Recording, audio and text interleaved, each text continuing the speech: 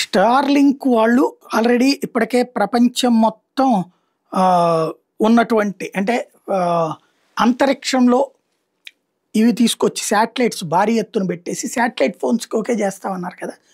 30,000 ఏమో స్టార్టింగ్ కట్టి ఏడాది నెలకు 3,000 రూపాయలు ఎంతో తీసుకుని అంటే శాటిలైట్ సర్వీసెస్ ప్రపంచంలో ఏ మూల నుంచైనా మాట్లాడుకునేటటువంటి సేవలు ఇస్తామని చెప్పారు కదా. ఇంకా భారత్లో కూడా అప్రూవల్ అయింది కానీ ఇంకా లైన్లోకి రాలేదు. వాళ్ళు తమ శక్తిని చూపించుకొచ్చారు. ఎయిర్ ఫ్రాన్స్ వాళ్ళకి సంబంధించినటువంటి అంటే ఇవేంటి గాల్లో ఉన్నా కూడా పనిచేస్తాయి. ఎందుకు అవి శాటిలైట్స్ పైనే కదా ఉండేది, అంటే విమానంలో ప్రయాణించేటప్పుడు కూడా ఈ ఫోన్లు పనిచేస్తాయి అనమాట. ఇప్పుడు తాజాగా చూస్తే స్టార్లింక్ వైఫై ఎంత దాకా వెళ్ళిందంటే 35,000 అడుగులు ఎత్తట. ఒకటి కాదు రెండు కాదు, 35,000 అడుగుల ఎత్తు. ఇందులో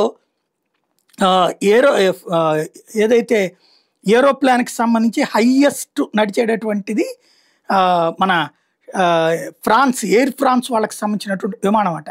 వాళ్ళ 34,000 అడుగులు ఎత్తున ప్రయాణిస్తుందట. దాంట్లో అది మొన్న 35,000 రీచ్ అయితే అయినా కూడా వైఫై వచ్చిందట. ఇది ఓవరాల్గా అద్భుతమైనటువంటి change. Free high speed wifi ప్రస్తుతం ఎయిర్ ఫ్రాన్స్కి ఇచ్చింది స్టార్లింక్. అదే సందర్భంలో స్ట్రీమింగు, కాల్సు, అప్లోడ్సు, అట్లాగే స్మూత్గా ఫ్లయింగ్ సందర్భంలో కావాల్సిన సజెషన్స్ను కూడా ఇస్తుందట. టోటల్గా ప్రపంచంలో అద్భుతాన్ని సృష్టించి చూపించింది స్టార్లింక్.